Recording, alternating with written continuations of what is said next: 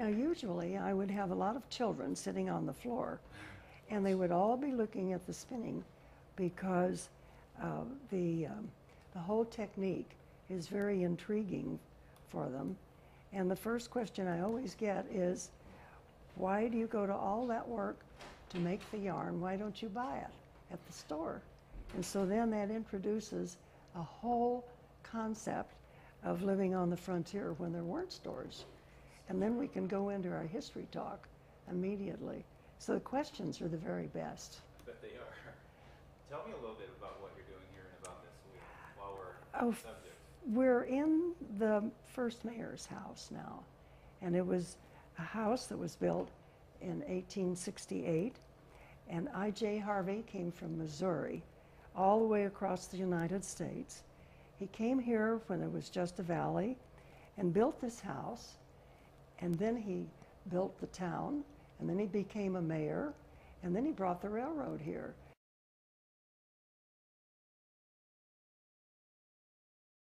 So it really is the fulfillment of the American dream, of being able to accomplish what you want to accomplish. And he was a wonderful, very intelligent man that could spend all of his lifetime just building this city. And it passed on to the family because the oldest daughter was the first teacher in Salinas, and the second daughter started the first ecumenical church. So the whole family were very creative, and it's a good example of, in the United States, you can really do what you want to do if you work at it. And the children pick up on that concept very easily. Also, I tell them about the trip across the United States from all the way from Missouri that the first family had.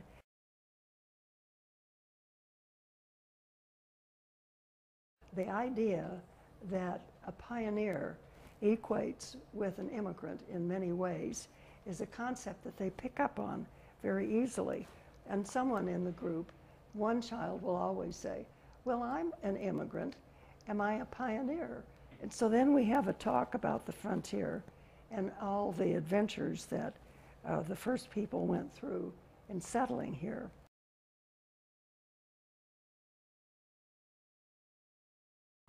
It's very important with these children to talk about the founding of the United States because they have very little access to it. They are mostly first generation and of foreign parents, and they live in very close quarters with the non-English speaking people, so that they have very limited access to history. There. Is that good? Perfect. The American dream for children has to be translated to them. And somehow all of these children that are foreign born will have to put their roots down at some time in the future. And if they're going to become productive citizens, we have to help them as much as we can to develop a sense of opportunity in the United States, of citizenship, and activities that are part of the American dream. And part of it, of course, is volunteering. And the boys particularly are always interested in what they can do. Can they build a city, or can they run their own store? The adventures that I.J. Harvey had when he crossed the United States, he started out with a wagon. He had to cross rivers. By the time he came to California, he had used every form of transportation that was then available: boat, horseback, and flatbed wagons, as well as covered wagons. All of this the children find very interesting and ask many questions about it later on. Of course, we always show them, we always tour them through the house first, And that sets up questions on why isn't there a bathroom, and where is the sink, and how do you get a drink of water. And then we take them out and show them outside that we have a pump.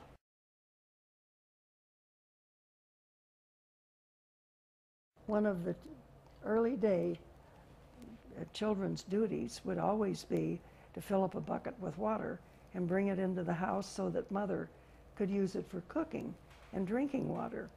That intrigues them. And so far we haven't managed to develop a real outside privy, so to speak. We need an outhouse so that we can show the children. But we do explain that bathrooms were not included in houses in that day and age. And that gives them a lot of thought because they want to know about alternative methods. Ruth is the heart of our docent squad. Ruth's dream has been to turn this venue, the house and the education center, into a site for school children of Salinas to come and learn a little bit about the past, about their town. And Ruth actually knew my great aunt, Florence Baker, and this was also her dream, to keep the house here, to utilize it by the community that would become an asset for the schools of Salinas. Someplace where the history could be kept for kids to learn about that history.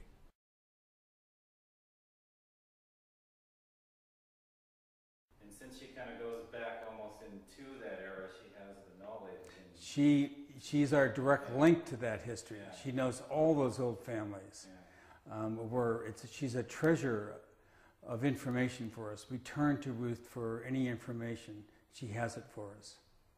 We were looking at the piano one day, and Ruth said, well, look in the space on the side of the keys and see if anybody has written their initial or their name. And sure enough, there were the names of all the family kids on the sides of the piano keys, and we never knew those existed.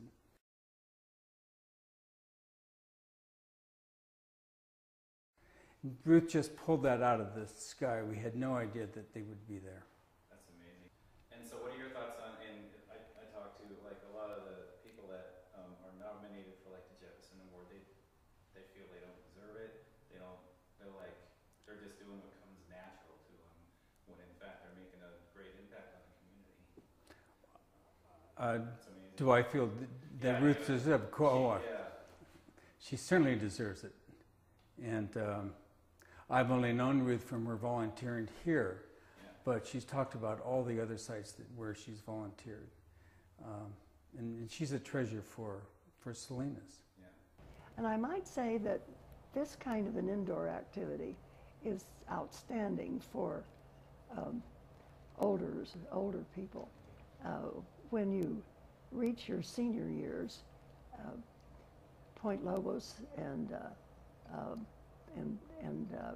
Elkhorn Slough perhaps are not totally advisable, but these children don't have access to grandparents too much, and so they relate very well to an older person.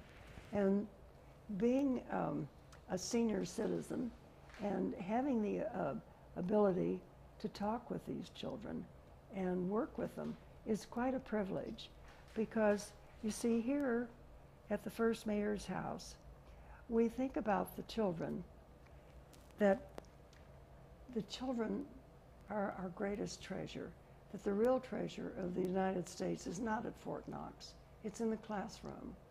And that's why we want to help them develop a sense of citizenship and put their roots down in the United States, and that they will be very useful, productive members of society when they grow up. It's always a pleasure to work with them. You must get a lot of enjoyment out of that. Is that what keeps you going? And we have the questions are so interesting. You have no idea. And I know sometimes the stories that I tell them and the adventures that the first mayor's family had, I know some of it sticks because I have come across a couple of children, well, more than a couple of children later on at the Young Writers event that we have at the Steinbeck Center. Oh, I have also volunteered there. A couple of little girls told me that they decided what they wanted to be when they grew up. They want to be lawyers. So I thought that was something stuck with the talks that we had here about citizenship, I think. So I always tell the children, in fact, we have quite a nice tour with the children to show them all these things that were made by hand.